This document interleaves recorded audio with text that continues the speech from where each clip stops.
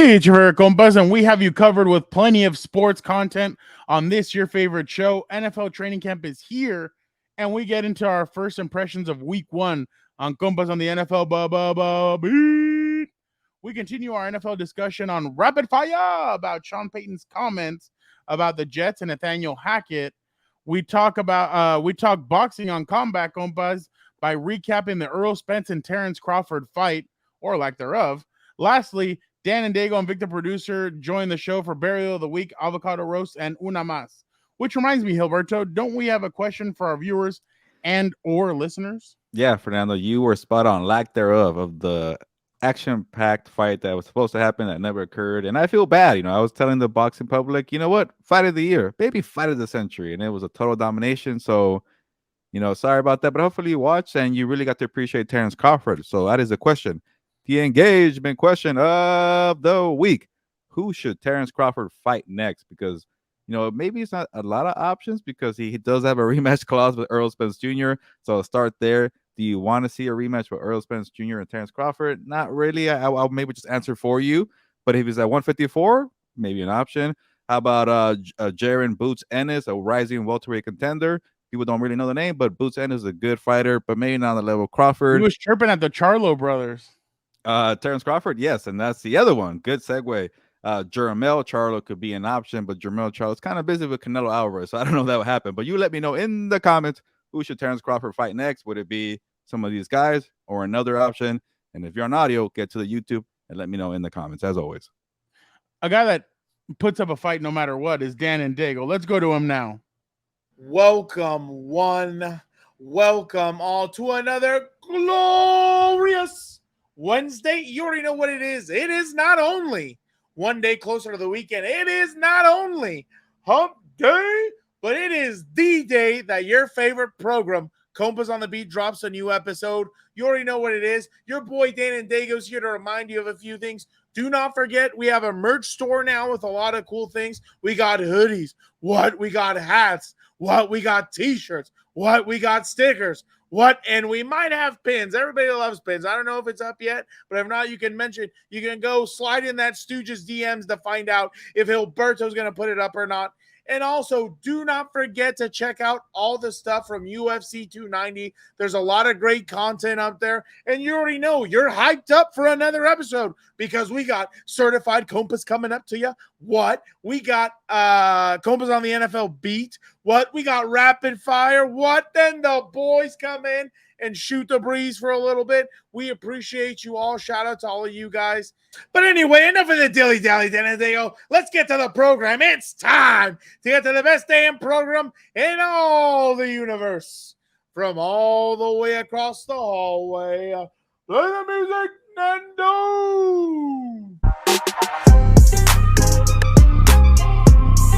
Welcome to Compas on the Beat. I'm Fernando Ramirez. I cover the Chargers for the Sporting Tribune. With me, as always, my co-host, my tag team partner, Gilberto Manzano.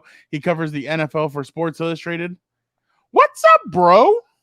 What's up, Fernando? I am currently getting ready for my camp tour. I want to hear about your camp situation because I got a 1 week, late start, so you got to be in the heat, but I'll get there eventually. But Fernando, maybe some breaking news to start the show. Before my camp tour, I watched Barbie, and I said I wouldn't watch it, but I was forced by my family to watch Barbie, and it was something. I'll leave it at that, but maybe we could discuss it later. But I am getting ready for this camp tour, and it's 9 teams, Fernando. I even included the Saints here because they're going to be playing against the Chargers in a scrimmage. So 9 total teams for my camp tour.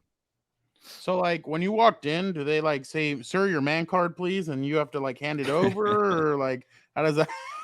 Well, it's funny you say that because speaking about manhood, there was 3 annoying dudes and behind me who were trying to act all tough, I don't belong here. But I'll get into a Burial of the Week. But they were watching Barbie, so exactly. That wasn't my thing. It was more like I wasn't interested in the movie. But we could get into it a little later. There's one person that I know I would probably never catch dead there, but we'll get into him later. It's been interesting to say the least. I mean, there's no pads on, so it's kind of they're just kind of hanging out and everything. there's a real emphasis on like stretching. Like we've seen it since Brandon Staley got in. Huge emphasis on stretching out, doing all that stuff. But yeah, it's been interesting to say the least. And I've done that, and then obviously some Padres stuff as well. Just doing they swept the Rangers, and now it's like, oh well, who is this real Padres team? Well, who the hell knows? But yeah, it's definitely interesting. But hey, I know I got the key. What? I was gonna say, I feel like you about to become a baseball writer soon, Fernando. You do a lot of baseball. I could never do that. I'm good at crapping on baseball teams. Like I feel like somebody messaged me and they're like, your stories on the Padres are always so negative. I'm like, tell me like a positive that they've had this season. Like, okay, pitching, yeah, but like on Yu Darvish bubble night, the dude gets up 4 home runs. Like, who the hell does that? So yeah, I don't know. I guess I'm more of a realist, and people like, because that's the thing in the NFL. You only write your stories leading up to the game, and then you write your piece after the game, and that's kind of like where you're taking the direction of the team. Like, did they do well? Did they do bad? In baseball, it's like every single day there's like a reaction. So like your reaction today is like, oh yeah, this team sucks. Then tomorrow you're like, oh crap, okay, they hit 10 runs. Like their offense woke up, and then the next day, oh, their offense went back to sleep. It's like, well, hell, like one day you're a jackass, and the next one you look like you know what you're talking about. So that's kind of the weird thing. I mean, in the NFL, it's just you only get one time a week to prove that you're not a jackass. So definitely baseball is interesting, and I think I'm going to be there this weekend for a couple of games between the Dodgers and the Padres. So it'll be interesting to see kind of which Padre team shows up and which Dodger team comes down. If I'm the Padres, though, hey, by the way, Padres people, don't do a Clayton Kershaw crying thing anymore. Or maybe you have to set it right. Maybe you have to set it right and actually do that again to maybe get your funk back, your mojo back. Because it feels like literally Space Jam happened and they kind of took all your talent and they took it with them up to the Dodgers. So you got to do something. You got to bring a voodoo priestess or something and have her unjinx everything. Well, I'm starting to think the last time that I was there at Petco Park, the Padres won, so they need me for that. I don't know. By the way, speaking of like heat and all that, you're going to the nitty and gritty of it. Vegas Heat, Arizona Heat. You're really asking for it, I guess. Yeah, you better drink a lot of water. I don't know if you're a water drinker, but you better be drinking a lot of water. I currently feel dehydrated because I just realized it's pretty hot in this room right now, and then in the valley, San Fernando Valley, it feels like I live in Vegas, and I do not like it. I keep complaining to Victor. I don't know how you live out here. It is like I feel like it's been 105 plus every single day. I don't know. At your place, it could be hot outside, but at your old place, it never felt like if it was really that hot. Like I feel like the air flew really well where you used to live. I keep checking back and forth the weather. I'm like, dang, it's 88 over there right now, and I'm over here. It's 105. I miss where I used to live, and I don't know how people do it in the valley, but it does remind me of Vegas. So I'm like, okay, it's kind of like the same thing. So maybe I'm used to that from my 3 years in Las Vegas. What was it like in Vegas when you lived there? Like, were the summers just like the worst time ever? I think after the first year, you kind of get used to it because you're always in AC. And everywhere you go, like the casino, like a lot of my jobs were like in casinos because maybe it's like a media fight week. So I'm always in AC. So things like that. So like maybe if I'm like outside a lot, which was rarely, it was pretty bad. But when the Raiders were still in Oakland, did you go to Napa or no for training camp? Yeah, actually I did. So what was that experience like? The Raiders are more kind of closed off. It's like they limit their I guess their public viewing to season ticket holders. So it's not like a big event thing. So you go to Napa, kind of small, but it's better for the season ticket holders. You kind of get exclusive access. But so I'm wondering how it's going to be in Henderson, Nevada, in terms of stuff like that. Yeah, I remember. I mean, I remember this because I remember when the Chargers used to go up to when they were down here. They used to go up to La Jolla for their training camp, and like teams used to do that. They used to go far. Like I remember the Jets in the Hard Knocks with "Let's Go Eat a Goddamn Snack." Rex Ryan. Like I remember they went like 3 hours outside of New York. That's why when everybody thought of training camp, they were like, "Oh, like we're not going to see our families. Like we're going to be out somewhere building team bonding." Now everybody's like together. Nobody really like only the Cowboys leave where like the Cowboys are still the traditional team that still comes all the way out to California. But that's what teams used to do. Like the Chargers, I think 1 year went out to Arizona and did training camp back a couple of years ago, or back when in the early 2000s. Was that But because that's what I remember. I remember fires? huh? Because of the fires, or because they just wanted to? No. They did training camp out there just because, like, I remember they did training camp out there. I believe one time, but yeah, no, I remember everybody used to go out. Nobody would stay in their current home base, and now obviously they've changed. I mean, Yeah. they went from 2 a days to now 1 a day. Then they went to and then they did the whole what's it called? And then obviously now they've stayed at home base and everything. I mean, obviously they still stay at hotels. They're not sleeping in their bed. They're staying at hotels and everything, but it's still definitely very interesting. Yeah, the Cardinals also were they're in Flagstaff, Arizona, which is northern Arizona, and Oh then wow. they went back down to their home stadium to be out there. And then I was looking it up. All the teams are like in their city, and it's pretty much all of them. So yeah, like you mentioned, the Cowboys being an Oxnard, and that's an interesting one. But the Seahawks train in their own stadium too, like the Cardinals too. So Yeah.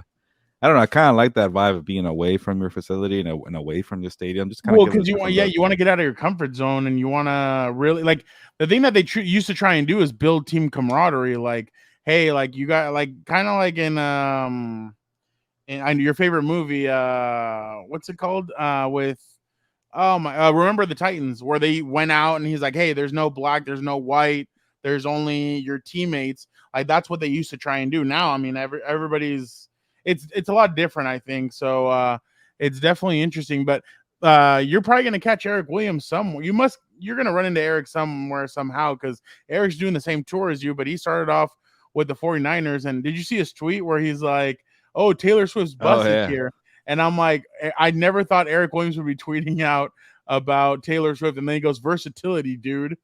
Man, well, if he's starting in 49ers, like, does that mean he's going up and then coming back down? Yeah, I think he said he was going to Seattle for a couple of days. Then I'm probably did the opposite, because that's what I feel like you're doing. You're doing the complete opposite. Well, let me give you mine. Like, I'm gonna start off with the Raiders, and then I'm gonna start off and then go off with the Cardinals, and then do the LA team. So I will have the Cowboys, the Chargers, the Rams, and then I'm gonna work my way up to the 49ers, the Seahawks, and the Broncos, and then take a week off, and then get to the Saints, who come to Costa Mesa for the Chargers. You should have gone to the Broncos, like when all this. I know, right? Started. From the That first day. So funny.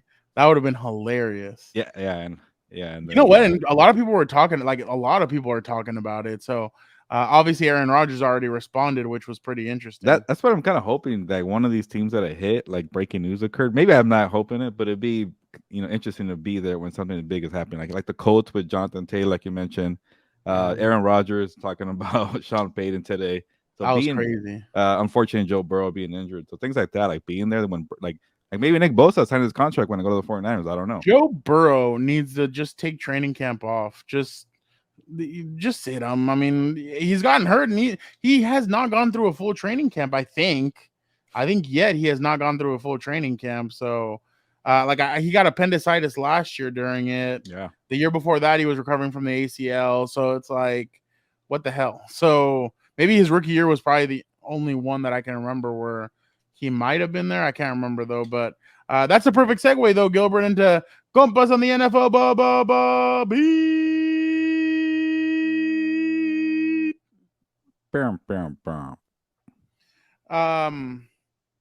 There obviously like a lot of teams have kind of gotten into it. There's a lot of talk right now, a lot of stuff going around. Obviously, like we said, what happened with the Broncos, the Bills. It seems like the AFC is kind of the AFC. Like we all know, they're loaded, and it seems like they're kind of the talk of training camp. I don't know how you feel.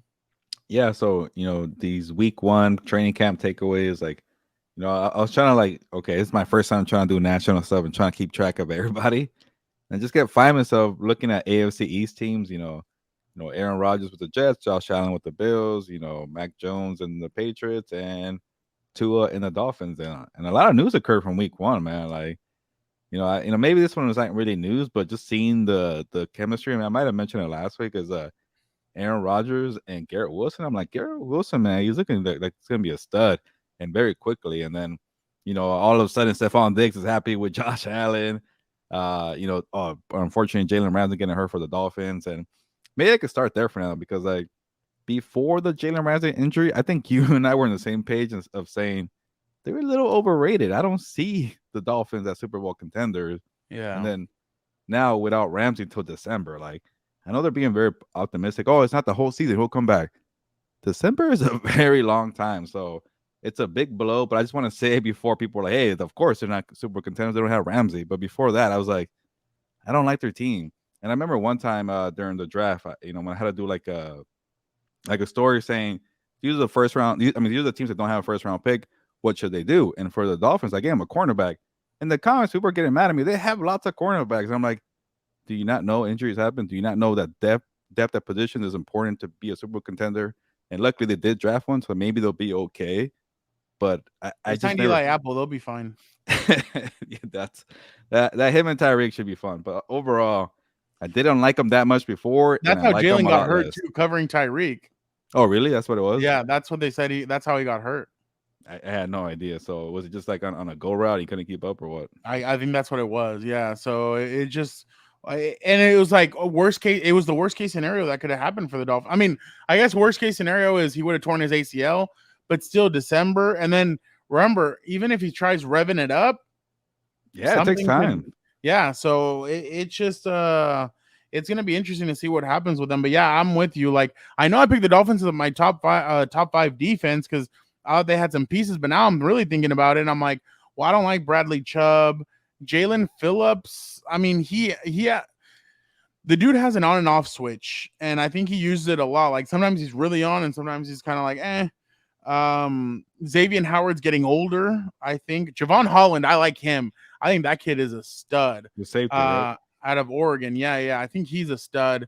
But there's just some other pieces that I just don't like on there. Now thinking about their defense, Christian Wilkins, I like him, but there are just some other pieces that I'm not a big fan of, and I think the Dolphins are gonna struggle this year. I don't think they're gonna be as good as what everybody thinks. I think the AFC East could be a 2-horse race, to be honest. And the more I see highlights, maybe I'm just buying into the hype, and I really want to watch Hard Knocks for the first time in a while. Fernando, but I'm really starting to like the Jets. And not the Giants, the New York Jets, and I feel like Gangrene, could probably win that division. I don't know how far they go as Super Bowl contenders because you still got to deal with the Bengals and the Chiefs and all the other teams, the Jaguars. But I'm glad you brought up the Jets. You have something, but I just want to say I'm liking the Jets more and more. But seeing Stephon Diggs on the same page with the Bills and then hearing good reports about Dalton Kincaid, I don't know if I'm gonna count out the Bills. So I think it might be a 2-team race there with the Bills and the Jets. Yeah, those are my two teams. But okay. Week 1, the Bills come to New York. Week 2, they go to the Cowboys. Ooh. Week 3, the Patriots come there. Week 4, the Chiefs come there. Week 5, at Denver. That's tough. Week 6, Philly comes there. Week 7, they go to the Giants, whatever. The Chargers come there. Then they go to the Raiders, and they go to the Bills. Then they have the Dolphins at home. Yo, those a lot of those games are toss-up games. Like that's a tough schedule to start. I mean, the ending isn't as bad. Like you have Falcons, Texans, Dolphins, Commanders, Browns, Patriots. Like they could go on a run at the end, but that beginning of that schedule is really rough. Like it's gonna be a tough start for them. But yeah. I mean, like we said, they have a really good team.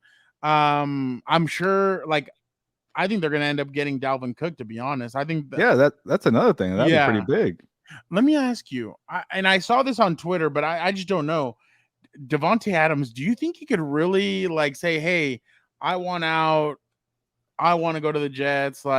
I mean, what would they? I mean, they don't have any cap, I don't think. Well, what could you? Well, they do have a little cap now because of the Roger. Aaron Rodgers took a pay cut, $35 million. And he did everything that everybody wanted to do with Green Bay. You and your brother are gonna be happy because all quarterbacks should take pay cuts, and I hate that Rodgers did this because they're gonna be like, oh, see, if you could do it, you could take a pay cut. But he took a massive pay cut. I think $35 million is a lot. So I think that kind of put the whispers or the thoughts of people's heads are like, hey, maybe Devontae, maybe they have money now, but.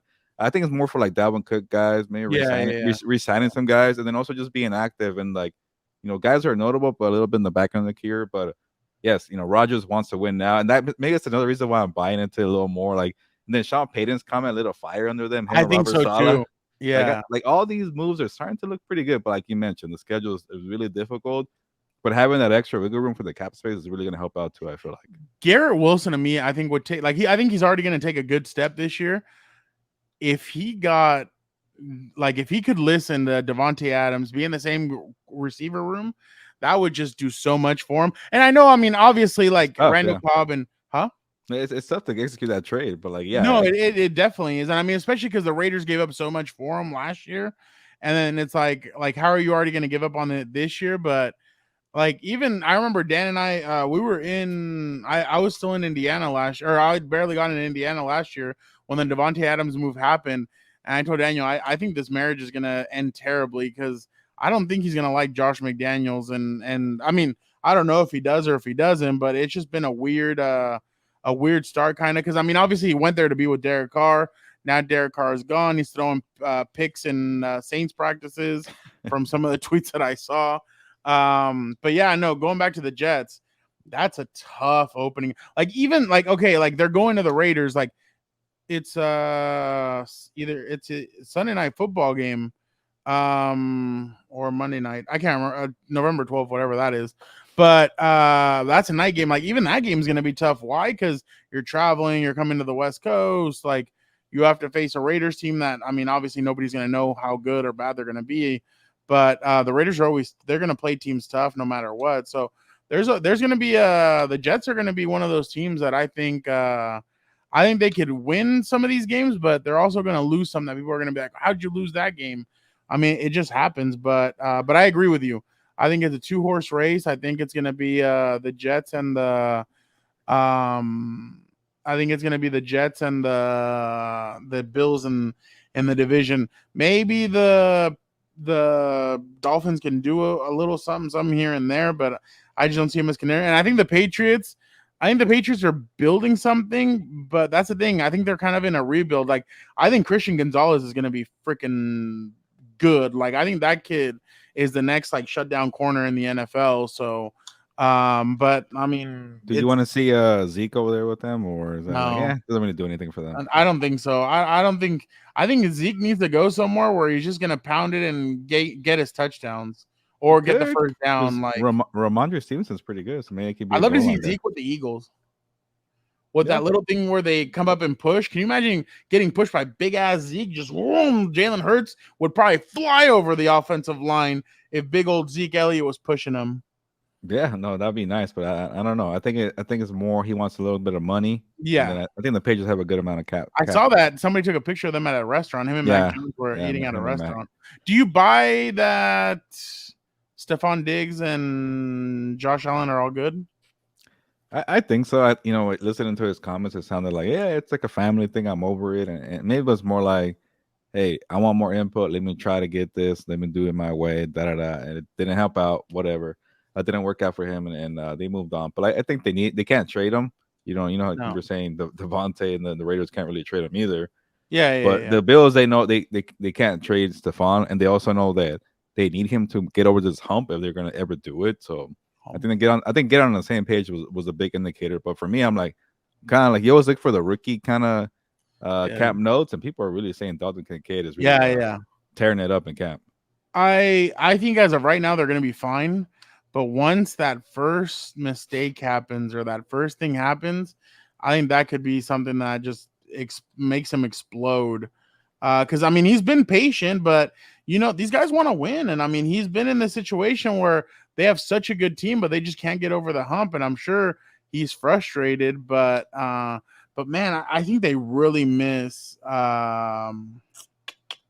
what's the name? Giants head coach. Brian Daboll.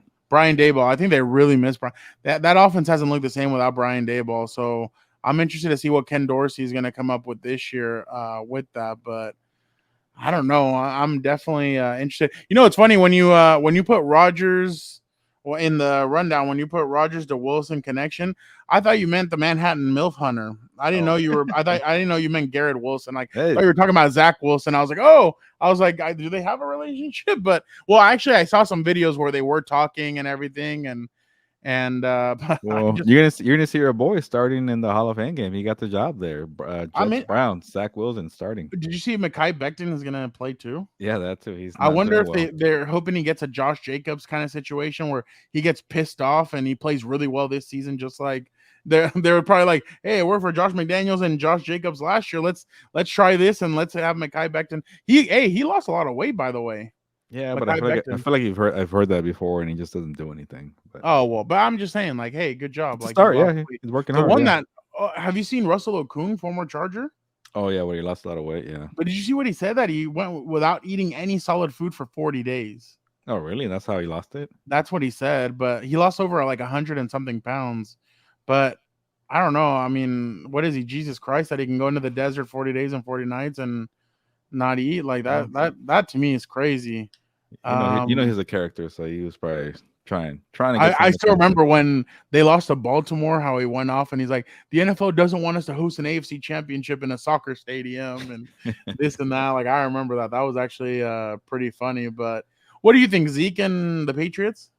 Yeah, I don't know. I like part of me wants to see the Patriots do well because I like that defense so much, and I'm like, okay, like they need something on offense. I don't think Zeke is the answer, but it couldn't hurt. It could help, but it won't help you that much. That's the only thing I'm kind of thinking about. But and then I feel like him sitting to have lunch or whatever dinner with Mac Jones. I'm like, really? Like, what are you gonna do, Mac Jones? You're not even that good. What are you gonna convince this guy for? Like, just go away. Try somebody else. You know? Yeah, no, I completely agree. But what about you, man? No, well, it's been 3 Charger practices. Justin Herbert obviously he's looked great. The dude, there was, yeah, exactly. He got paid. It's funny because they threw Gatorade on him the first practice. They threw Gatorade on him and he ends up giving somebody his cleats. And I was like, why did he give somebody his cleats? Like, because he even turned to me and I'm like, oh, wow, you don't want them anymore? And then he's like, well, I'm not going to have any use for them. I'm like, why? And then I'm like, oh, because the Gatorade got into his cleats. Why is he going to use Gatorated cleats? So he gave his cleats to 2 kids, and I was like, oh wow, that's pretty cool. Like some people were like, oh, sign my baby. So this other guy was like, oh, date my daughter, and I'm like, what? I'm like, geez, I'm like, you people are crazy. The fence, remember the famous fence? It almost fell over. Yeah. While he was signing autographs. It fell when Drew Brees was there. Remember that? Yeah. So yeah, I mean, some pretty interesting notes from training camp. Obviously, they you can tell they're preparing for more vertical down the field throws.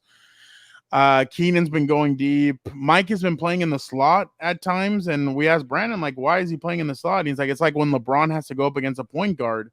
A point guard can't defend him when he's on defense, so. We think Mike can take advantage just that way too. And so I was like, oh, wow. And then Keenan says it only helps me out even more. He's like, can you imagine if we could take advantage of Mike with a small little slot corner? Mike's going to go right past him and be open all day. So you can tell Kellen Moore is really detail oriented. As soon as Justin Herbert comes off the field, first guy he goes to is Kellen Moore, and he talks to him, and they're going over the notes and everything. Obviously, like, people have been asking me, like, oh, how does the pass rush look? I can't tell you. Well, how does the offensive line look? I can't tell you. Well, who stood out from the offense? I can't. Like, the same thing that Brandon Staley said. Like, somebody asked Brandon Staley the other day, like, oh, who's a player that stood out?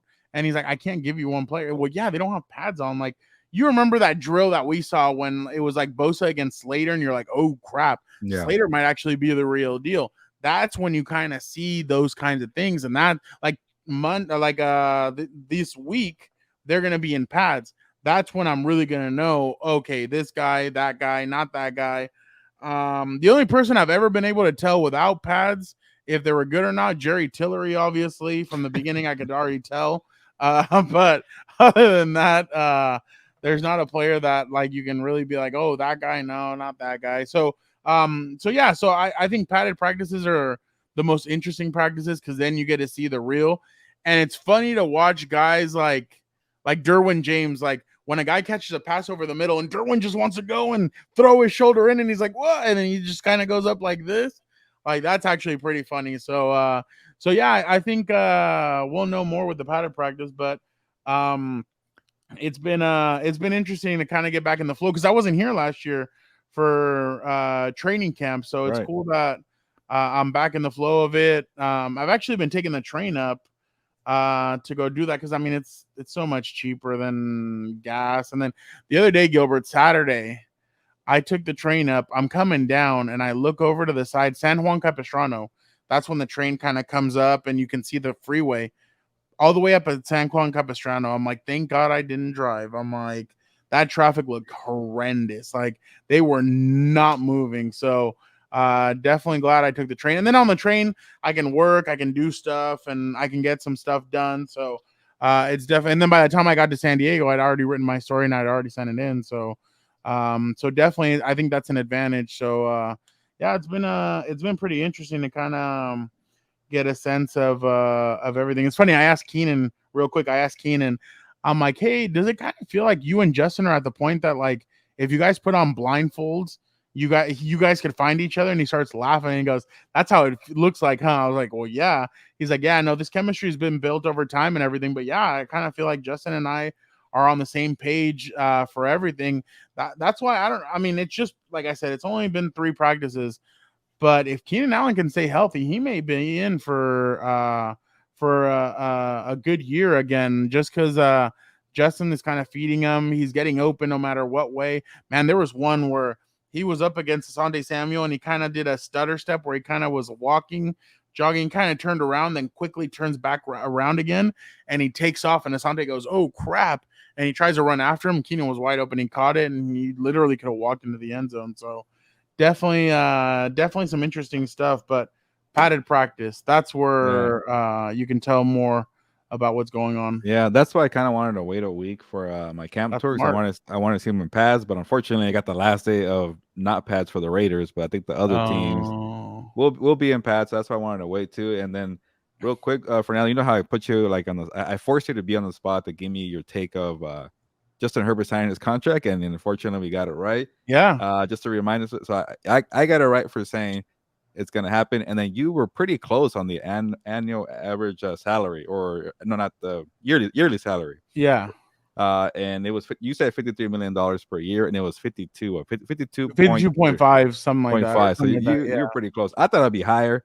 I was surprised about that, but I just wanted to say, good for the Chargers for getting it done, because like when it was like what 4 p.m. or not, it was like 3 p.m. on the first day to report. I'm like, what are they doing, man? You don't need to drag this on. This is your franchise quarterback. Just get it done. And I'm like, freaking Chargers. And then like, it came out of nowhere. I was like, okay, good job for them, because that's what you want to do. I don't know what's going on with the Bengals there. Just figure it out and get your guy in. Dr. Florio said on his show this week, I'm sorry, Mike Florio, Mike Florio said that it's tough for the Bengals to be able to shell out the money for Joe Burrow, that they're going to have to do some wizardry and some other stuff. They're like, it's not going to be as easy as Justin Herbert's contract was with the Chargers. Here, they're going to have to do some stuff to kind of be able to pay him and get him his money. And I'm kind of like, wait, if you're already having trouble with this, like next year or the year after, you're gonna have to take care of Jamar Chase, and Jamar Chase is gonna ask for wide receiver 1 money. Like he wants to be he's gonna want to surpass Devontae Adams and all these other guys. So I mean, it sounds like the Bengals are kind of in a tough pickle. If what he's saying is accurate, then Well, it might be tough. Yeah, is it accurate? Because he reported before the Herbert contract saying that him and Burrow and their agents are having some kind of contest. You figure out the word. They're in a contest there. Who's going to be the highest paid? And Herbert was like, I don't care. Like, who's next? Okay, cool. Let's do it. And like that's what it felt like, that contract, right? So that's going to be like a dragged out thing. Who's going to be number 1? And I'm like, that was so strange that I reported that. And then that was not the case. Maybe that's the case with the Bengals. Like, hey, maybe Herbert wants to be like that. So maybe it was more like he got it from the one side of the Bengals. Hey, we gotta wait for Herbert. Maybe he wants to be A1 because he's not A1 kind of thing. But it was kind of, I think it felt like where Herbert was like, okay, what's next in the line? Just give me that one. I want to play football and call it a day. I got paid like the top player in NFL history, technically, right? For a little bit. And then that's what it felt like to me. Maybe it took a little longer to get it done. But he did get more money than Lamar Jackson did when it came to the injury guarantee. So maybe that was kind of the hold up a little bit. You know what's funny, real quick off of that, if you listen to Justin talk, he said key words like, now I can play free. Now we can get back to football. He didn't want to be a distraction. That's why they got it done before training camp. Can you imagine what Wednesday would have been like if Justin hadn't signed that contract? It would have been all questions, and some people are just don't have any common sense in the media, and they would have asked like Derwin James, why do you think Justin Herbert didn't get his contract signed? Like that would have happened. So get it out of the way. Brandon Staley would have had that too. Everybody would have gotten questions about it. Get it out of the way now and just have him sign his deal. He now becomes the highest paid quarterback. And there you go. Now it's done, and you can focus and move on. So definitely good to see Justin get paid, though. He deserves it. He's the face of the franchise. Gilbert, on Saturday, there was fans. You remember that where they have training camp, Jack Hammett. They were down by the end of the other side of the elementary school that's next to them. Down there, I was like, dude, that's a long ass line. And then it was hot. Like, I was like, why are people in this line? Well, yeah, everybody wanted to see number 10. So it's definitely interesting to see what he's been able to do for this team. There's a lot of fans now. They're like Wednesday and Thursday, they had a lot of fans there watching him. And I ran into a guy when I was leaving. I was gonna get my Uber. And I bumped into him. I'm like, oh, I'm so sorry. I'm like, oh, you're in Saints gear. He's like, yeah. He's like, I'm a huge Saints fan. He's the Charger fan, and it's his son. I'm like, oh, why are you a Charger fan? He's like, oh, I love Justin Herbert. Like, he made me into a Charger fan. The kid's like 8 or 9 years old. And I'm like, oh, wow. And the dad's like, dude, I've tried everything I could to make him a Saints fan, and he just would not become a Saints fan. And I was like, oh, wow. I'm like, okay, that's pretty interesting. So I think that's kind of what's happening, and I think the Chargers are they're benefiting from the Justin Herbert mania in a sense. So he deserved that contract, and now he's going to get rewarded for everything that he does on and off the field. Yeah, no, they got it done, and that was the most important thing. And Fernando, you mentioned Saturday night, so and I started thinking about Saturday night, so I'm ready to move on. Yeah, no, it's time for Combat Compas. Gilbert, like you said, Saturday night, Errol Spence Jr. versus Terence Crawford. Obviously, I felt like this fight was won in the walkouts. One guy had Eminem, the other one, I don't know who the hell that guy was. But he obviously Terence Crawford dominated Errol Spence in all 9 rounds. He KO'd him. I think he knocked him down like three times in the 9th round. He becomes the undisputed welterweight champion and now claims a number 1 spot in the pound for pound rankings. And I believe I saw a tweet where Gilbert anointed him his number 1 pound for pound. So it's serious if Gilbert anoints him his number 1 pound for pound. So Gilbert, what did you make of the fight? Yeah, we could start off there. I think before that I already had him number 1 pound for pound, but it was more like, yeah, I want to see him fight like a legit guy. Like, it's always kind of been a couple like 2-tier guys, notch below. But the eye test, man, he just passed it. He's so good, and that's what he did on Saturday night. And I guess they are levels to it. And I guess it was Spence and the guys that Spence beat up, and then there was freaking Terence Crawford over here. And that's why I kept trying to. I felt like I wasn't giving Spence enough credit throughout the whole lead up to it, because I'm like, yeah, Crawford has the skills. Crawford's really good. He's a nasty dude. There's a lot of skills. And I was trying to give some kind of advantage to Spence. Like, yeah, he's bigger. He's a body worker. He's a hard hat kind of guy. But that was a difference. Like, it comes so easy to Terence Crawford when you're a pressure fighter, doing everything you can to put on pressure, and you're getting hit by jab after jab, combination, quick hands. He can mess around with you mentally. Hey, I could beat your left hand, right hand, whatever it is. And you saw that very quick in the 2nd round where he dropped him, and he figured out like, hey, I could take this guy's punch, and then I can even push this guy backwards because I have more power. And after that, when he figured that out quickly in the 2nd round, this fight was over. I was more disappointed, but at least it was nice to know that we can confirm that Terence Crawford is number 1, and it might stay like that for the next 3 to 4 years, because right now, this list of potential contenders or options that I listed to start the show, I'm gonna take Crawford all day. So, good for him to kind of get in the spotlight, get Eminem to walk him out, and to become a, I want to say a household name because he wasn't really there before that. He will be there now, but what can he do now to the next level? Maybe become kind of Mayweather status where like you're really popular. It's gonna be hard to do, but he's there now to be number one, and you got to really take that, promote yourself to that next stage in your career. I was impressed by his defense. I thought his defense was really on point. I feel like he didn't take almost any punishment, and I was really impressed by what Crawford did. Where do you feel like Crawford's demolition of Spence ranks now? Some people thought like, where does the Crawford's demolition of Spence rank for a fight? With some fights coming to mind, obviously Mayweather Corrales, Hopkins Trinidad, Pacquiao De La Hoya, Roy Jones Jr. versus John Ruiz. Where does this kind of rank? Yeah, some of these fights are pretty old, but like, I feel like when it was really one side, we were all hyped up for the Canelo Mayweather fight. But I think with Canelo, it was like he was so young that we kind of knew that.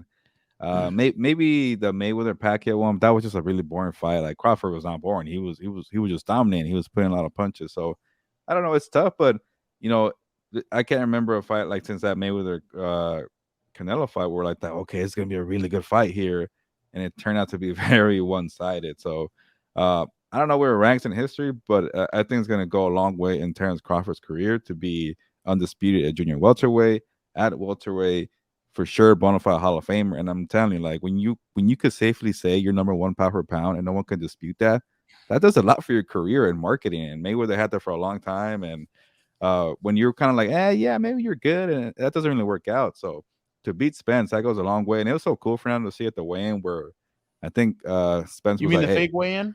yeah, the fake one. Yeah, boxing disappointed me there. So yeah, that's the end of the real weigh-ins for boxing. But there was a cool moment where Spence was telling Crawford, "Hey, you should thank me, man. We're here.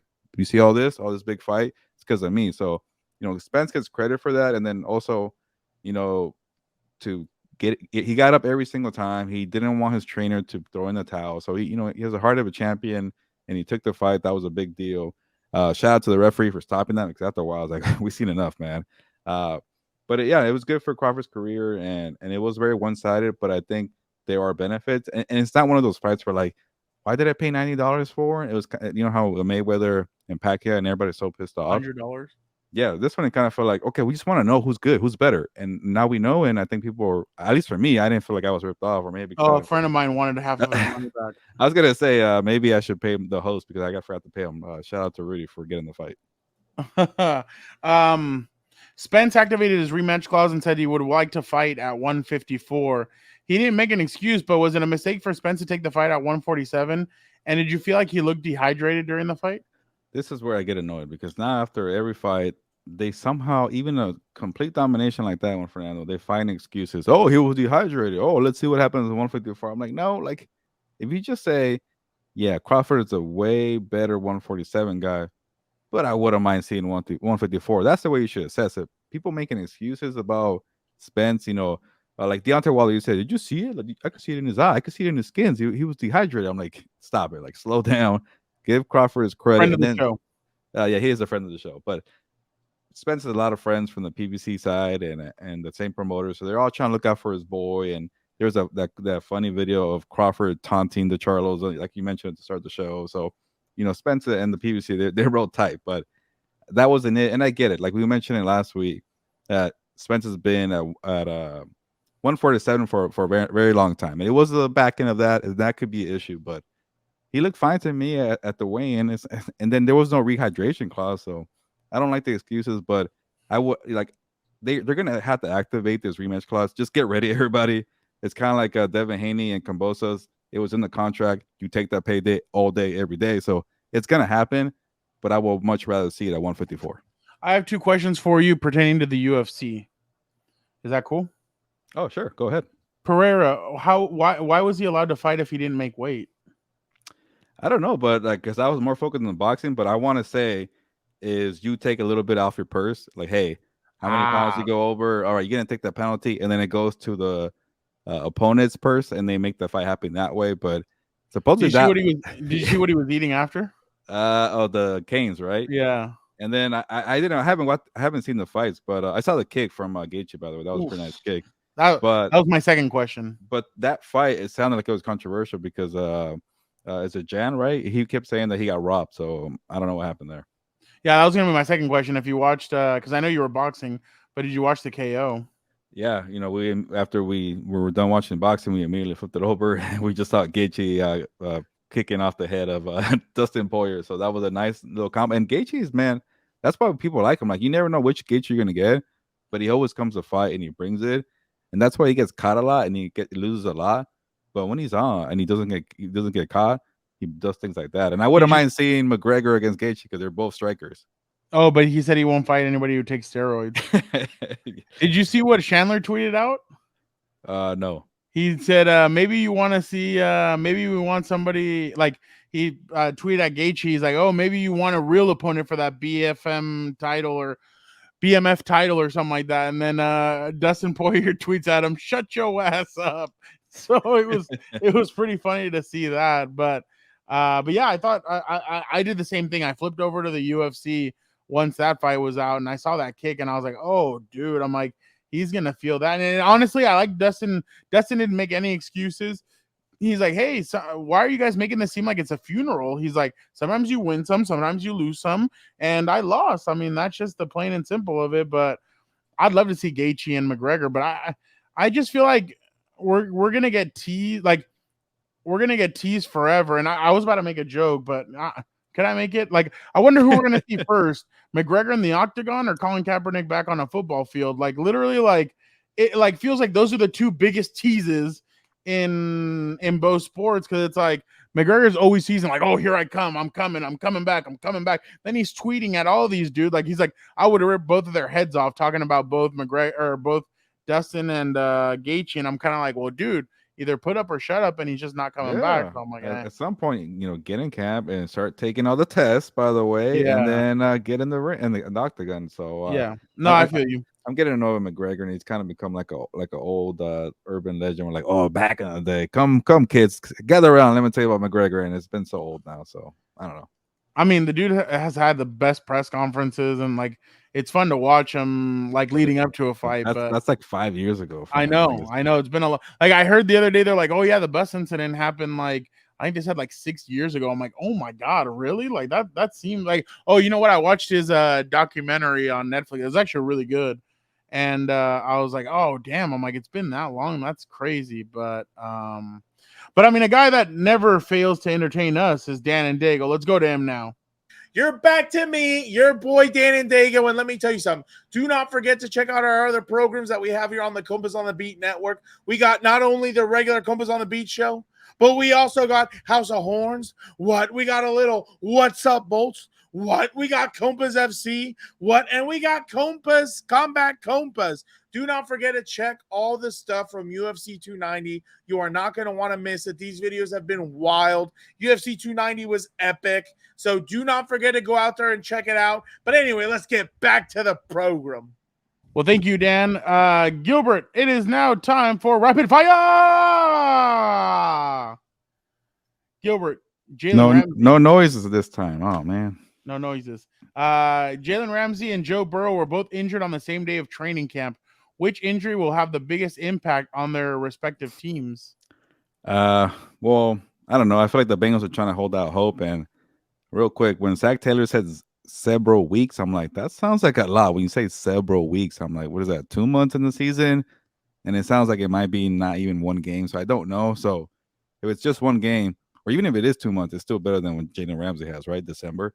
So Burrow and the Bengals got the better side of it, and he's more important, so that's bigger for them. But it is a bigger impact on the Dolphins because of the lengthier time for Ramsey. I think somebody tweeted out that like he's been wrong several times, Zach Taylor, when it comes to evaluations and stuff. So it sounds like he may be out for like that was gnarly. Like the way he just kind of like, and remember, what are the worst injuries? The ones that no contact.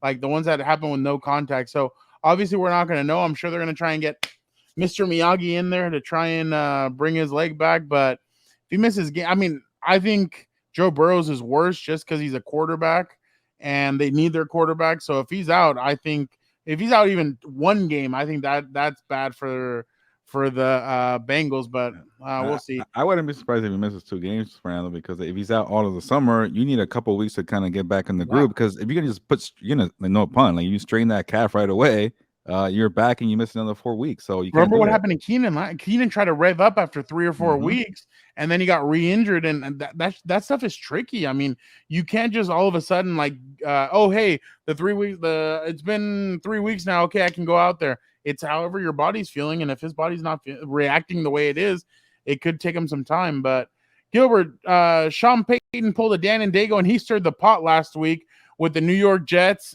with comments he made after an interview for the U.S. From Jared Bell of the USA Today.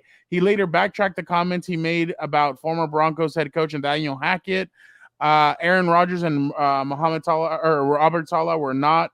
Mohamed Salah plays for Liverpool. My bad. I think Robert I know that Salah, guy. Yeah, Mo Salah, right? Mo Salah. We're not happy with Payton's comments. Obviously, we all saw the interview with Peter Schrager where Aaron Rodgers just lit into Sean Payton. But do you feel like this is kind of they play Week 5? Do you feel like this is making that game turn into a must watch when they play each other Week 5, Broncos and Jets? Yeah, I think it's a must watch, but like I don't like Sean Payton backtracking. Like I kind of actually like the interview. I'm like, okay, you're being honest, man. Like, that's what we want. And then when you're too honest, oh, we don't like that, boo you. And I'm like, you can't have it both ways, man. He was being honest, and then looking out for his guy, Russell Wilson. I'm like, in a way, it could have really helped his own team, but now he's kind of igniting the Jets in the opposite. And then when he backtracked, it's like, okay, you just ruined it, Sean Payton. But it will be a lot of hype there, and it's going to help the Jets, I feel like. But it could have easily helped the Broncos, too, until you backtrack.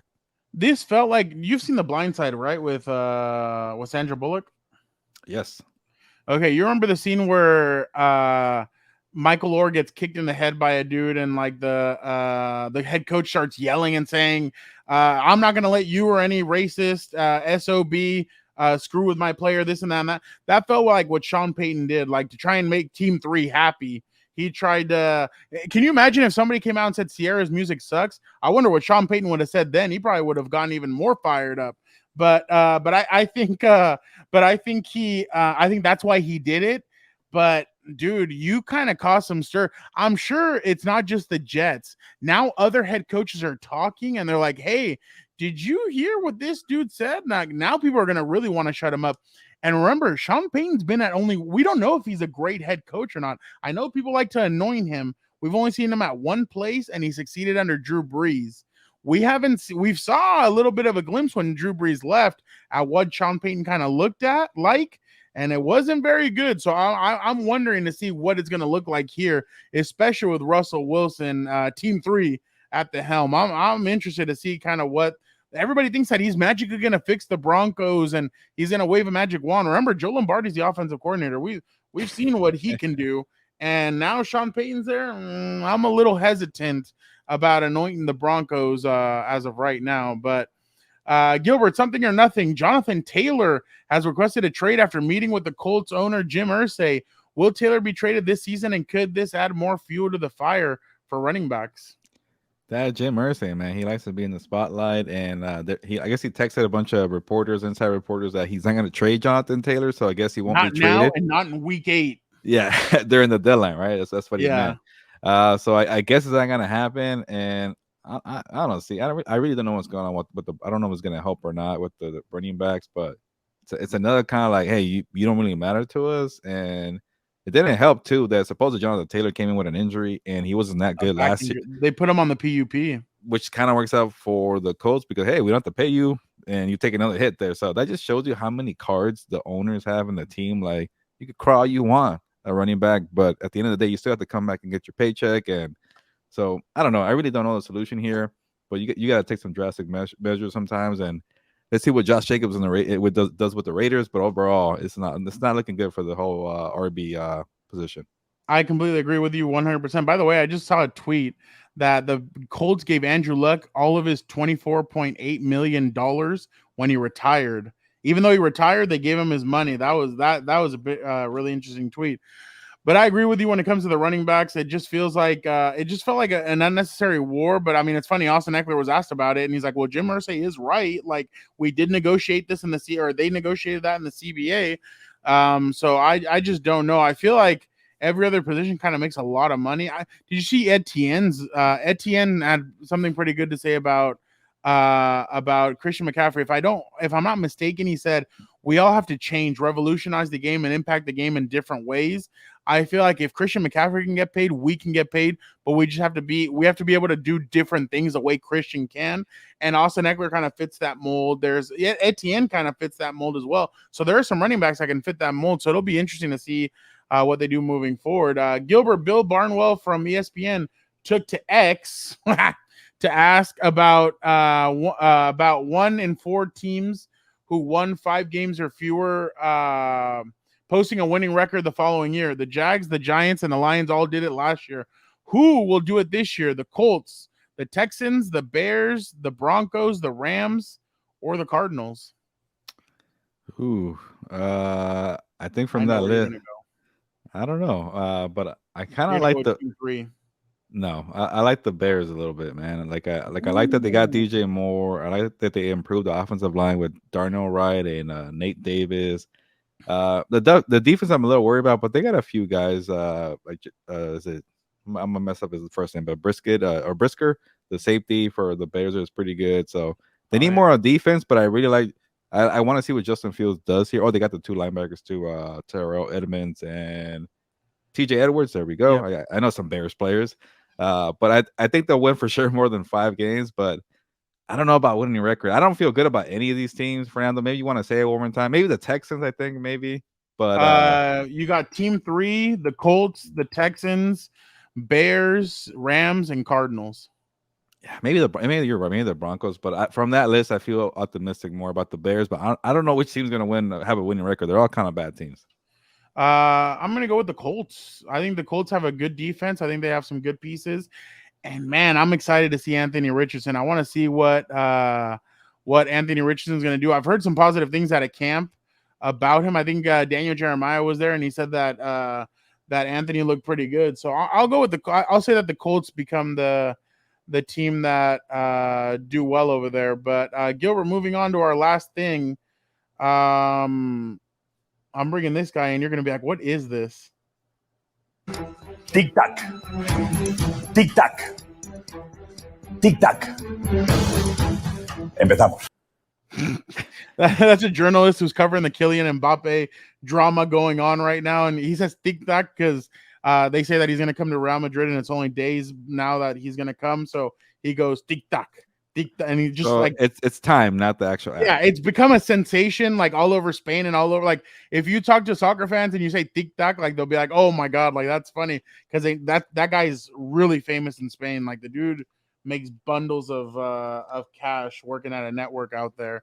But so I'm guessing you're very excited about this potentially happening.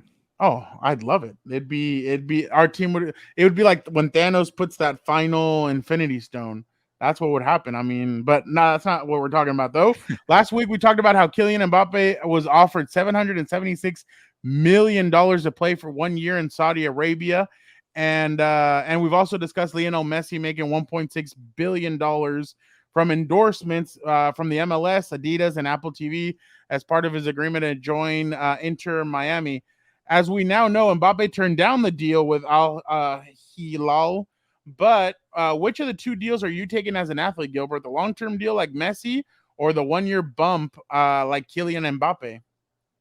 I'll take the 1-year bump because I don't trust anything the MLS does. All these streaming sites are losing a lot of money too. Like I saw Peacock about to lose $3 billion in 1 year, Fernando. So give me the guaranteed 1-year contract to live in Saudi Arabia. You have to deal with the heat, Fernando, but other than that, I'm okay. Oh, I deal. You know who's keeping the lights on there, right? The Office and WWE are keeping the lights on with Peacock. Peacock, yeah. Yeah, they're the only ones. The cock. They're the only ones keeping those lights on. Oh my God, are you, Gilbert? If you took that 1-year deal, you would make more than LeBron James has ever made in his NBA career. He's made $536 million. You'd make $776 million in one. The only thing is there's a little bit of weird stuff. This happened in China a couple of years ago where China was buying all these soccer players. And at one point they were like, oh, sorry, we can't pay you guys. I don't know how it's going in Saudi, but if Cristiano Ronaldo's there, he's all about that action, boss. He's all about that money. So they must be paying him on time. But give me the 1 year contract. I just have to go to Saudi Arabia for 1 year with all the baddies out there. Yeah, I have to be single though. I wouldn't. I have to be single and go to Saudi Arabia. Oh wait, no, you can't do anything in Saudi Arabia actually. Never mind. Never mind. I will still go to Saudi Arabia, but I'd rather be married. Yeah, no, I ain't getting in trouble out there. That's a different country. That's like saying, oh, do you want to be in a Mexican prison? No, thank you. No hablo. What were you planning on doing with that money in 1 year, Fernando? That's what I'm thinking now. You know what's funny? With all this lottery stuff, somebody asked me like, "What would you do?" I'm like, I may go travel the world for. I may take a month off of work or whatever, go travel the world, come back, and still do what I'm doing. Like, why? Like, I mean, I'd have like an expensive car and all that, but like, and live in a different house. But like, why would I want to do anything else? Like, I'm gonna get bored at one point, so I'd continue with my everyday life, I guess. But if I like felt like I wanted to take time off, I'd be like, oh, here's $2,000. Leave me alone. I'm gonna go take 2 months off. I'll be back. So, but definitely, I'd rent a yacht. I would pull a Clay Thompson. I'd rent a yacht with beautiful Instagram models, and I'd go to like Ibiza and hang out and everything. I'm telling you, right? There's a lot of thoughts for that money, Yeah, but I could tell. none of them are good. But obviously now let's bring the fellas in and see how they're doing.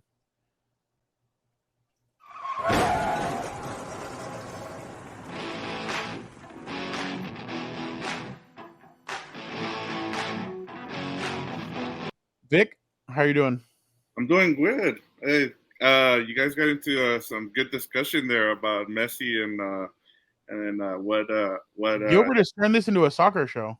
I know, No, right? no. Look You guys look do at that. us.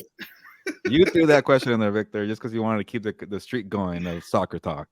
Pretty much, Hey, yeah. People Hey, want to hear Gilbert talk about soccer.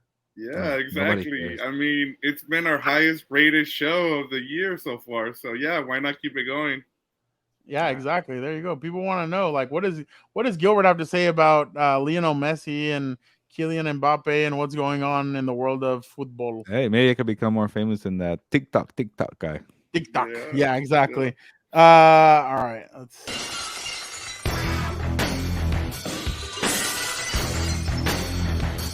How in the hell is everybody doing? My brain is absolutely fried. I have been working, grinding away, trying to submit some last second stuff for my little online program. My brain's dead, but how are you guys doing? You gotta shave that thing, man. It's getting I was gonna ask gross by the week. what is the countdown down to now? August 9th, he goes into work. I think 2 weeks. No, less than 2 weeks, I think. No, a little bit more than 2 weeks. It's the 9th. Tomorrow's the 31st, so I don't know. I'm not no math magician, so I won't be doing that math, but We should get a video of him shaving it. but I'm a hustler. Yeah, my mom hates that beard, so she can't That wait has to till be one of the, honestly, a little, little peel back behind the screen. One of my favorite things to tell the kids is I didn't learn one thing in high school. I can't tell you what a molecule is. I can't tell you what an atom is, but I figured that, I can't curse, but I figured that crap out. Because number one, I'm a cold hustler. I got to figure it out, dude. Name of the game. I hated science. All right. So my bad. Vic, go ahead. What do you got on the docket? No, just just kind of going over my week. Went to the Dodger game. We usually get to see our friend Alonzo. He likes going to the Blue Jay games. He's a Blue Jay fan, so we got to go and hang out and watch the Blue Jays on Tuesday. Blue Jays Dodger game on Tuesday, so that was fun. It was good to see. So I got to see Gilbert. He got there late, left early, just like me. Of course. So that was pretty cool. And then last night, or on Saturday night, just got to see the Spence Crawford. It kind of took me back. I was telling the guys that I haven't experienced like a backyard with a bunch of people watching a fight in a long time. It kind of took me back to the first time, like when I was a teenager, and like we used to get this all the time for the Chavez fights. And I kind of miss that. I kind of miss having those kind of fights. And I think we might need to have, like I don't know why we don't do it for Canelo. It's not such it. I don't feel it that way with Canelo. And I don't know why that is, but it'd be something. It was pretty cool to experience that yesterday and just being able to talk boxing. Like we were there even after the fight. We were kept talking boxing, so that was pretty cool to go through that. I don't know if I'll do it again, Victor, because a lot of mosquitoes are out there. Yeah, we got I'm killed still by feeling mosquitoes last night. You're supposed to wear a bug spray. You don't do that for Canelo because he says, "Oh, is that a garbage man right there?" Hey, don't worry, I got him for 12 rounds, dude. Let's get him in here. Dan, your Padres just swept the Rangers. What do you got to say about that? All I gotta say is thank God August is here. I'm sick of these stupid sports that make no sense. I can't wait for football. Football is back. It's officially back. Shout out. My brain's fried. I can barely think, but I'm here. How are you guys? Oh, are we already past that? I was gonna say, is that Excellent. Baseball's excellent. what's your takeaway for the weekend, Dan? I was gonna say, don't did ask you me how wear- I'm doing again. Did you Yes. wear your white pants to this Dodger little outing or no? the white pants incident of 2020 or You know whatever. what? He was I don't- wearing a Canada hat, by the way. Yeah, Who was I wearing wore a Canada I hat? wore a Canada hat, so hopefully you're not mad at me, Benedict Dan. Arnold. There he is, dude. Yeah. The Canadians. You won't find me anything in that stuff. Dude. And by the way, I have not unveiled those white pants ever since that day. So maybe that guy Good. That's a good he- decision. You got to me. Honestly, I'm gonna tell you this right now. I substitute teach. I sometimes wear khaki, but I'm always nervous. I one time wore wider pants and it was a disaster, dude. Like it's not even worth it. Like that's why people laugh at me. But my Real Madrid jerseys, they're white, and I'm almost like a bubble boy. Everybody get away from me. Don't get close to me. Don't be doing no weirdo stuff around me.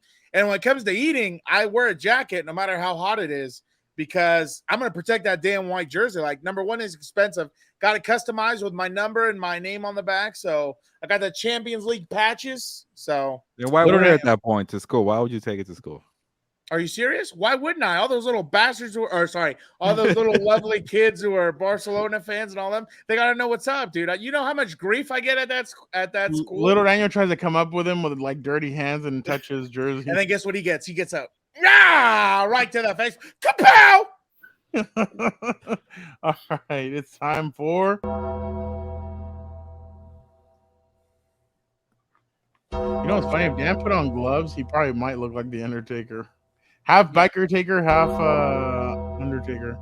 Yeah, right, dude. I don't think did he have facial hair? No, I thought he was always clean shaven. No. You got the long. Yeah, he's always had the. Really? Wasn't he clean shaven? No. I'm blanking. Maybe at the beginning, but I'm telling you right now, if it's not Vietnam, I have no idea what the hell's going on, dude. I just spent 4 hours doing this. It's time for burial of the week. I'm gonna go first because it's not that exciting. Training camp heat. I know it's not as bad as. Huh? Dios para el calor. He didn't do it. It's been wild, but I mean I'm hydrated and everything, so Good. I'm fine. Like I saw that somebody bring a stretcher in the Charger or they brought in a stretcher, and I was like, oh, I wonder if somebody overheated. Not hydrated. But Yeah, yeah, as long like, as it wasn't like that BMS episode, Frau. With the heat. or that one girl, remember at Disneyland that kept on fainting and I tried to help her? Dude, she Some had girl a in front of heat- me, we were getting Yeah. on the Matterhorn, and she kept on like kind of fainting. And in one of those, like I caught her, she was like 14, 15 years old. She goes, I don't need your help, but I'm fine. And I'm like, oh, okay. Rude. The next time she fell, she hit her head on the floor. Yeah, we all And I stepped kinda- out of the way. Like I kind of stepped out of the way and I went like this. And they asked me, oh, why'd you step out of the way? I'm like, she told me not to do it, to help her. I'm like, it's not my fault. And like I'm like, hey, can we get some help? And like they ran over and she's like, I'm fine. You guys are making this way worse than what it is. I'm like, are you kidding? I'm like, I was like, you just fainted. Like that was crazy. But yeah, the heat has been a pain in the butt. Literally, like the other day, I was like completely drenched in sweat. So if they're stretching or not doing anything, I'm literally in the tent. Like I'm chilling in the tent. I'm waiting. If they're doing 7-on-7 or 11-on-11, yep, I come out. I'll get in front of there. But if they're not, I'm in the tent because I ain't trying to have anything. I know it's worse in Florida and all these other places. I don't care. It's still bad here, yeah. and it's been a pain in the butt. What's been the temperature over there in Costa Mesa? The other day it was like 101, I think. Whoa, I don't remember getting to the hundreds Are you anytime. Yeah. kidding? Yeah, it gets hot out there, fool. It gets hot out Yeah, there. yeah. It was like But I feel in like San even on- Diego it was 99 Yeah. the other day. So I feel like even on like one of the last 3 years when I was there, like it'd get, like, maybe- Wednesday was the worst. Wednesday's been the worst day. Saturday it was bad at the beginning, but then the clouds came over and they kind of took over for a little bit, so it wasn't that bad. but you know it's really bad because they start like at what, 9:30 in the morning. And it's Yeah, that they hot start at already? 9. Yeah, they Yeah. start at 9. Well, Now- I'm there early because I'm taking attendance and everything. So like I kind of get in the sun right there watching these guys get down from the bus and everything. But yeah, it's been a little rough, but that's why I'm saying vaya con Dios for you, because you have to go to the Raiders and the Cardinals. Like, Yeah, but they're and you indoor, have to no? see Kyler Murray. Cardinals are indoors, so that's good. Yeah, but you have to see Yeah. Kyler Murray. By the way, did you you won't see be there. did you see that picture of him? He took some kids to go shopping, right? And I was like, oh, that's not what I noticed. What I noticed is the damn kids were almost his size. Like, they were almost his height.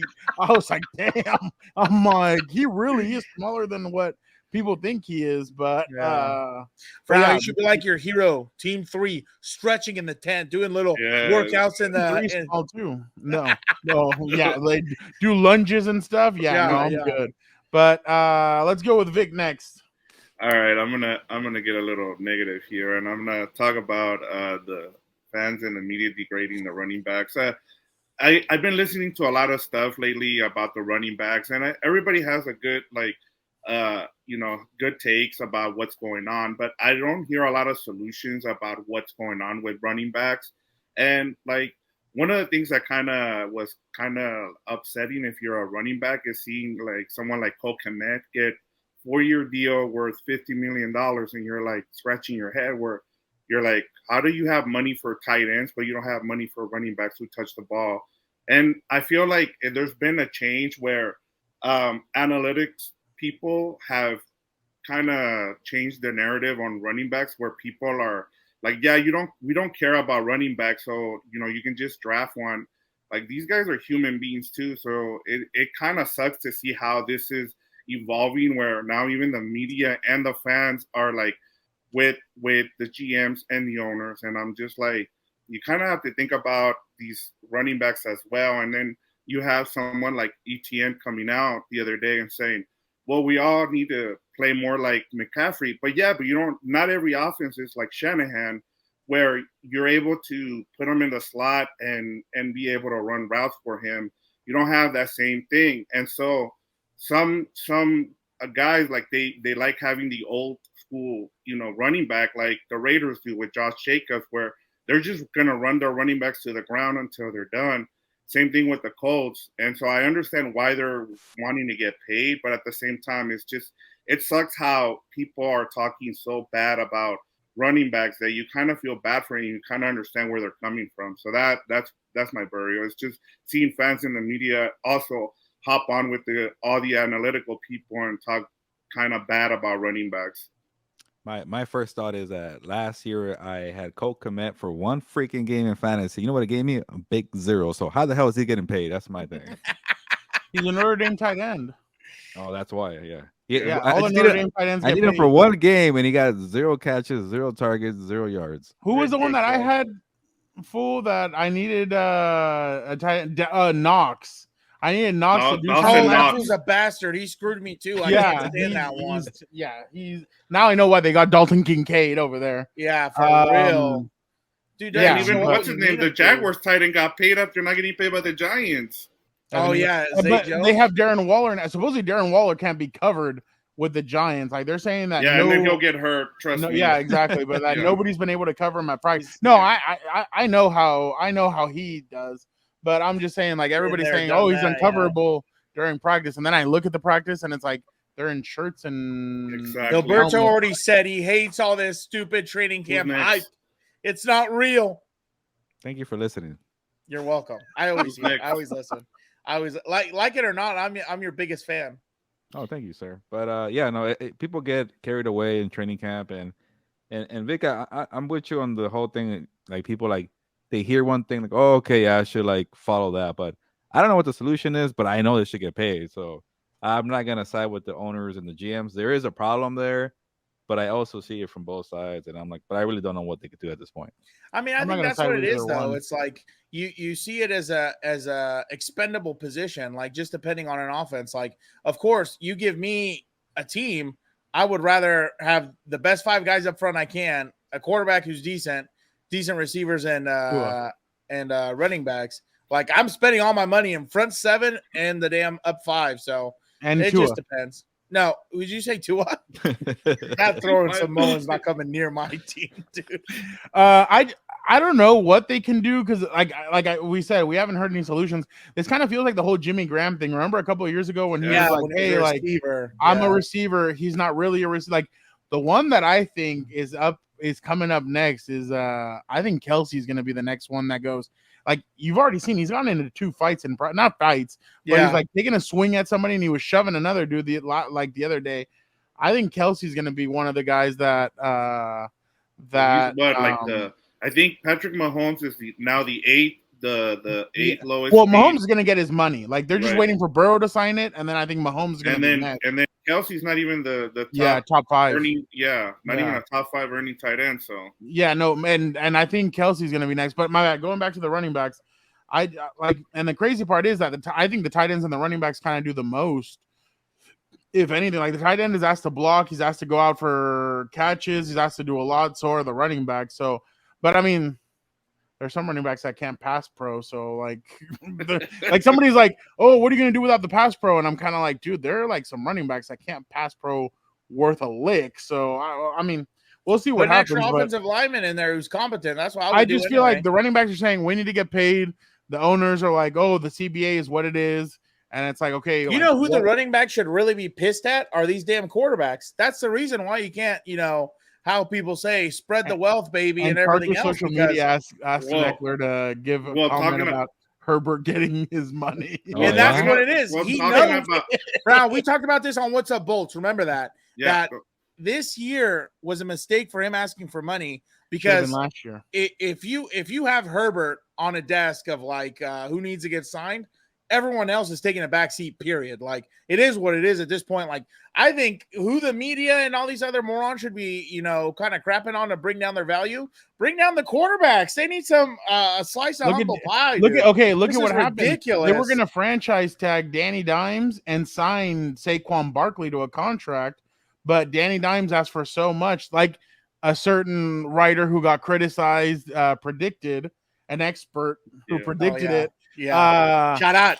And obviously, that's all it is. They just, when he asked for that much, they were like, okay, well, we're gonna have to pay him, and we're gonna just franchise tag Saquon. So that's the problem too, is that the quarterbacks are asking for so much money that you're like, oh, like, so yeah, Dan kind of hit that one. I mean, with the quarterbacks making so much, it's tough to. But I mean, obviously, there's other positions and I swear, if I was at 31 other teams, the first person or the first franchise I'm going after is the Cleveland Browns. They're the ones if you look at the Chargers, they have the Chargers have Corey Linsley, Khalil, Joey, Keenan, I think, and Mike, Justin Herbert, all those guys, and Austin making money. Yeah. If you ask them, take one guy off your books that you don't want making them as much money as he's making, first guy they're going to go with is Eckler. I think they'd rather keep the other guys, and that's kind of what happens on some of these teams, I think. But I don't know. And just to you guys' point, I mean, TJ Humanzada was, I think I saw, he said the guy you should blame is Austin Eckler, because he went from undrafted and he's being able to make all this money. So like, he's the reason why running backs have become expendable at the same time. Yeah, so you're the fault. You're the problem. Yeah, exactly. Wow, TJ Humanzada. I hadn't even thought about that. Yeah, that's interesting. So Austin Eckler, you should have sucked. Dan even go like this. So it made him go like this. Whatever. You're an idiot. I'm not trying to do some obscene hand gesture again like I did last week. Dan, go ahead with your burial. What did I bury? What? Yeah. I already know what I'm burying this week. I think everyone here knows my record when it comes to Sean Payton. I spoke highly about him. I think he's going to turn the Broncos around. I think they're going to do a lot better than people think. I've said this. I think they're going to be a problem in the division. But for him to turn around and be like so classless and everything else, like just attacking a guy who got, for lack of a better term, shit canned because it was a disaster of a first year. Like, I don't understand with kicking a dead body already. Like, he's already gone. It's not his problem anymore. Like, dude, the guy's gone. Like, it is what it is. Like, I don't understand. And mind you, I don't understand how it came up or in what context, but for him to, call this guy a joke or whatever, he's a terrible coach. He was trying to hype up Russell Wilson by saying that it wasn't his fault. It's idiotic to me. It's idiotic to me. Like, somebody here actually liked the rant. I liked it. I don't want no fake bullshit. I'm sorry. No, but my thing is, Gilberto, he's talking about an offensive coordinator. Like, he's not talking about another head coach. Another head coach, that's a hell of a story. Yeah, like, no, I get it for you because you're a coach and you don't go take shots at the coaches. Yeah, maybe he could have been like more like put it in like, hey, like all the outside noise, saying like label like outside public, the not media, saying the media. I don't believe that Russell's done. I feel like he still has a long way to go. Exactly. There were so many different ways to go through it. And then the other thing also that's been pissing me off, he's over here doing bong rips with like 16-year-olds or whatever. Like, he's trying to get teenagers to be fans of this club or what? Like, that's the only thing I hate. That's how you get them to be fans. Like, the Mile High. Hey, maybe him. Get out of here. Maybe him being going to do media this year he was off. Maybe that's why he was like, okay, maybe I'll go and talk to somebody, a reporter, and he gave him all this information, and and as he said that he had 2 lattes. That when he said lattes, I thought about something else. And his Fox hat on, so he was blaming the terrible, media. dude. Well, I mean, he can't. Not everybody can beat Ed Ogeron, who has a different baddie every single week. Hey, you need to chill on that one. That's why he got shit canned. Couldn't keep his fingers out of the co-eds, dude. But that's my thing, though. It's like there were so many different, and don't get me wrong, I love villains. Like, I love the Tribal Chief. Shout out, acknowledge him. The heel. Yeah, exactly. Definitely the heel. It's like Bill Belichick is like a villain in the media. He's kind of, does weird things, doesn't respond to questions, whatever. But it's like for him to like kind of come out and trash a guy, like, it's just, to me, it's childish. It's childish. Like, I would not be trashing another coach on another organization, because everyone forgets also, like, it was his first run at a franchise, and obviously it didn't go well for whatever reason. Like, not everyone's meant to be a head coach, and you see that. Some guys are just legendary coordinators, and it is what it is. So I didn't like that. I thought it was very classless for someone who, I admire. I think for what he did for New Orleans, I think it's huge. I think if he wants to be pissed at somebody, be pissed at Goodell. He screwed you out of a few more appearances, but it is what it is. And so, yeah, just unnecessary. I think a little classless and everything else. Yeah, no, I completely agree. But I mean, what are you gonna do? Like, Sean Payton wanted to be like this guy.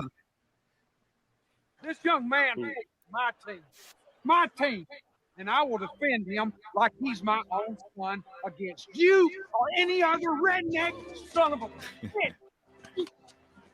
That is not at all accurate to what he was doing for Russell Wilson.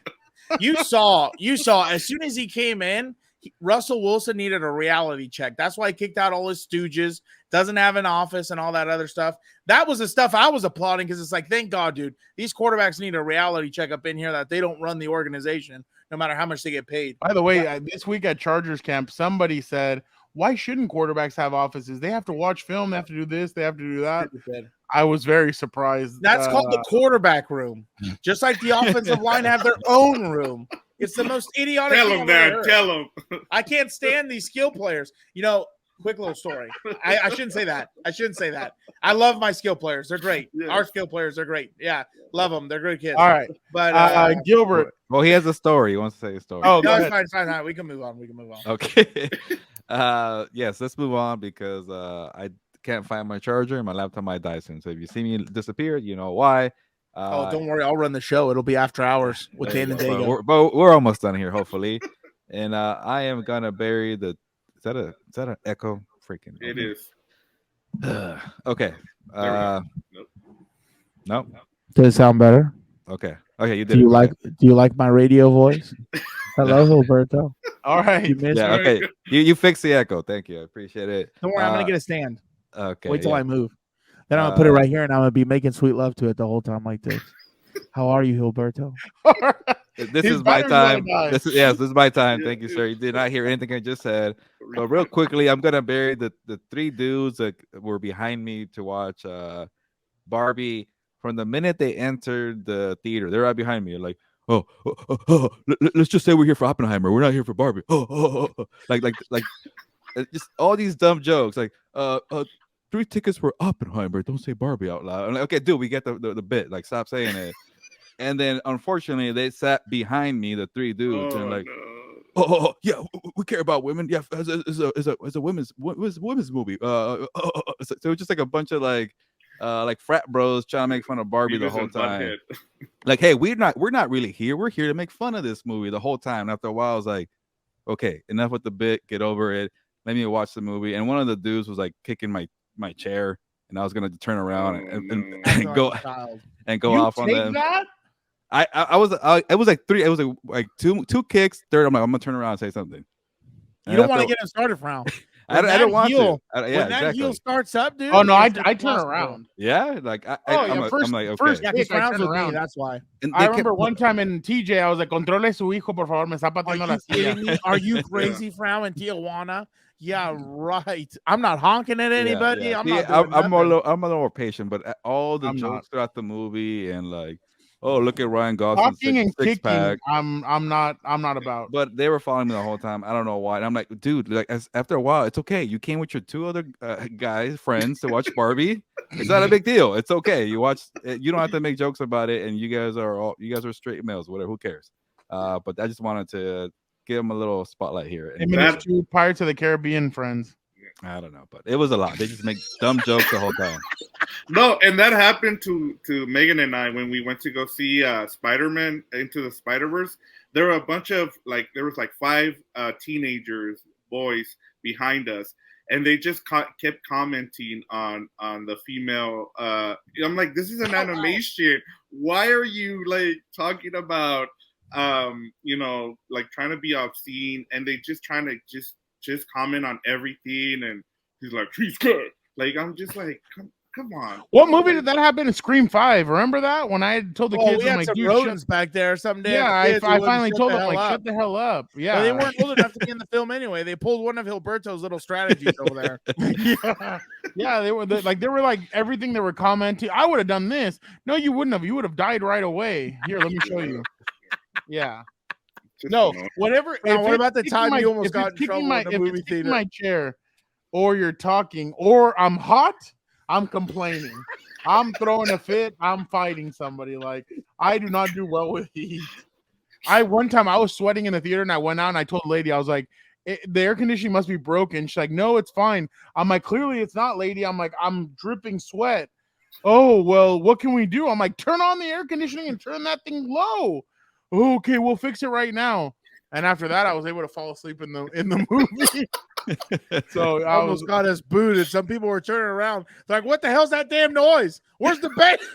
Where's the bear? We had already watched Black Widow, so I was like, oh, okay. But I'll watch it for Yelena or whatever the heck her name is. Yelena. Yeah, Black Widow. Oppenheimer for one reason and one reason only. Yeah. But I won't say that reason. But it's a little damn one. So what? Okay, before we jump over, what would you rate the movie? It was an interesting start. Like, oh, okay, this is not where I thought they would start. And then after a while, I was like, all right, we get it. Okay, so 39% avocado rating. I'll go a little higher, maybe 44. But after a while, walk you're taking your friends. Yeah. After 30 minutes, I'm like, okay, I'm over this. And like Ryan Gosling was funny at times, and there was some. Was John Cena funny? Dude, I don't know if I'm gonna give it away. Well, maybe I don't know, but I don't care. I don't think Victor's seen it. I think he wants to see it, but okay. All right. Yeah, I'm waiting for the. It's nothing. There's nothing to get excited about. I'll put it that way. It's not geared towards us. It's for women. Like, I mean, he got. I think that's so sad. Gear towards half the market. That doesn't make sense to me. I'm not gonna go. If Melissa was like, "Oh, hey, let's go watch it," then I'll go. But I'm not really like. I'm not even sure women like this movie. It was kind of boring. I didn't. I didn't watch Oppenheimer either because I'm like 3 hours. Like that's a good ass film though. No, I know I'll fall asleep. Yeah, I heard it was a good ass film. I heard. No, don't be a degenerate. It was actually a very good film. I know. That's what I'm saying. All right, let's jump over to Avocado Roast. Shout out. Speaking of Barbie. Dan and Dago's a Barbie girl in a Barbie world. You remember we used He's to have that CD. fantastic. Yeah, we used to have that Burns and CD growing up. That was one of the songs. Barbie has packed all the theaters with people wearing pink. It's also become the experience of the summer for moviegoers. What are some of the best movie experience, best movie going moments you've ever experienced, Gilbert? Yeah, I pretty much stole Victor because I couldn't think of anything. Victor sometimes just really makes me think, and I can't figure out what to say to some of these questions. But That's It's how a we work. repressed memory. like in like there. what can you do at a movie? Like what's exciting about going to the movies? I don't know. But yeah, but I do remember when and it's kind of like I'm gonna bury myself. Stop it. Stop But- it over there, top but- right corner. But anyways, I'm but about to okay, pull out the Bible. Up that's in not here. okay. I've I done what he's thinking about. okay. It took me a while to get it, but now I get it. Okay, it could be an exciting time for Fernando. But yeah, I was an annoying like American kid who watched I watched The Phantom Menace in the United States, and then I watched it in Mexico with my family, Cool. and I kept saying like, oh yeah, like Cuidado con la espalda. yeah, Yo soy un Jedi. yeah. The subtitles are Usa really la off. fuerza. But anyways, I was just the guy that was like, hey, we get better audio in the real version, and then Obi-Wan Kenobi. Yayar Binks, ¿dónde estás? okay, that's it. You guys, I am done with mine, but that's pretty much it. Darth Maul. Anakin.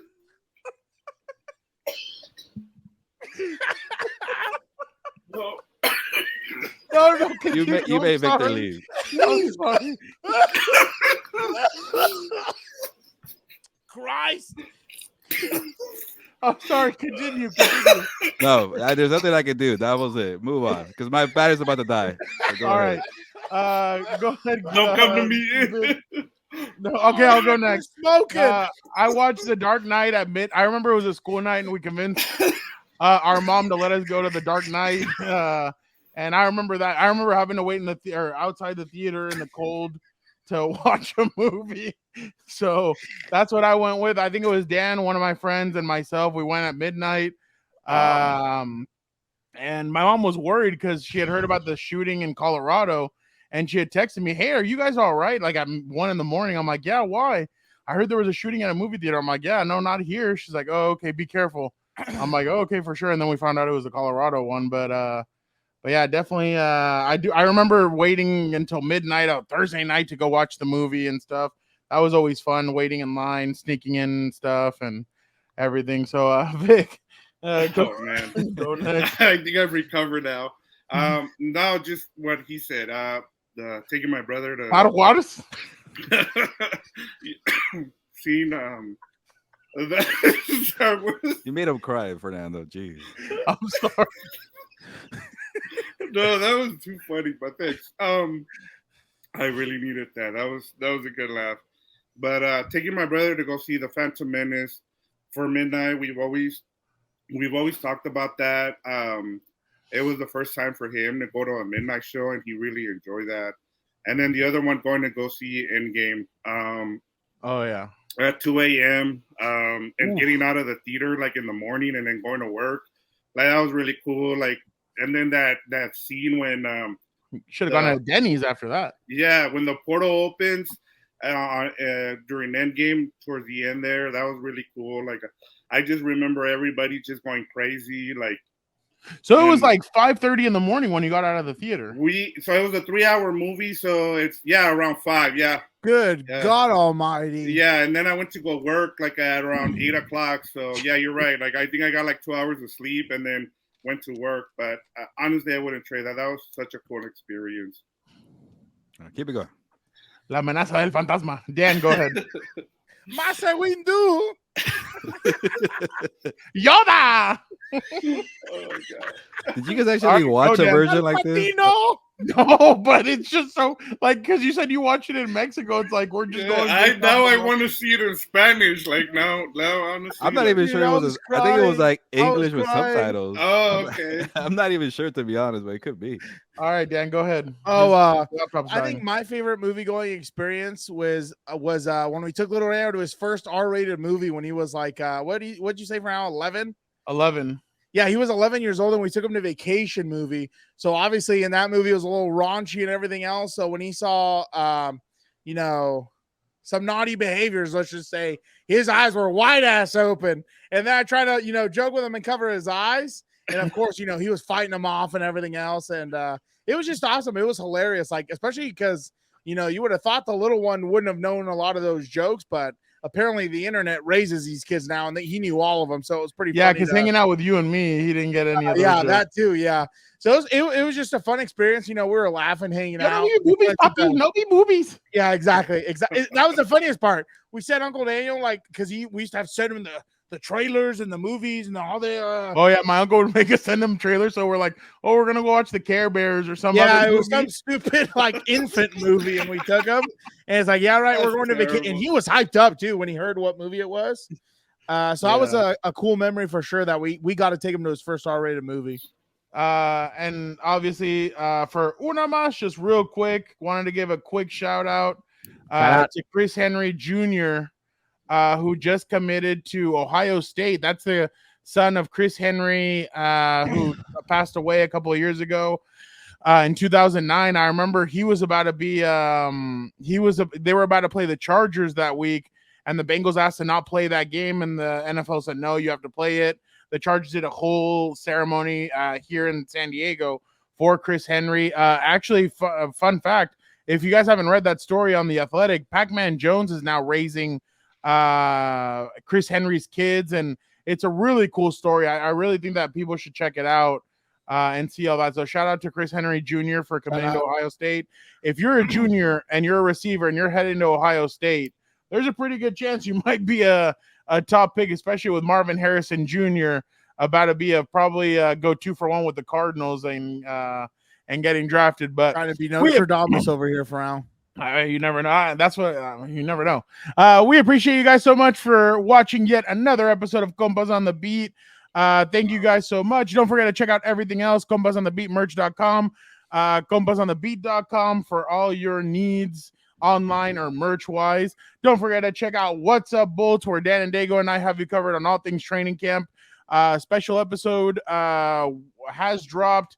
The Chargers put on pads. Dan and Dago and I will break down the first day of padded practice. Don't forget to check out House of Horns. Gilbert and Vic, the producer, got you guys covered there. Don't forget to check out Compas FC, obviously, with everything going on with transfers, who's going where. We got you guys covered there. And don't forget to check out Combat Compas. We will be doing a WWE SummerSlam preview this upcoming week, and I'll let you know who to watch for during SummerSlam weekend. Yeah. But exactly. But again, we appreciate you guys so much. Don't forget to like, comment, subscribe.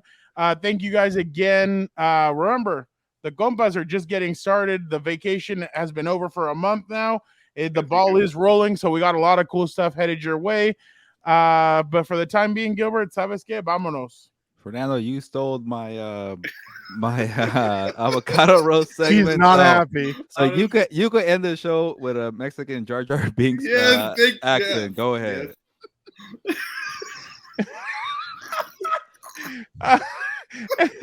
Yo soy Jar Jar Binks.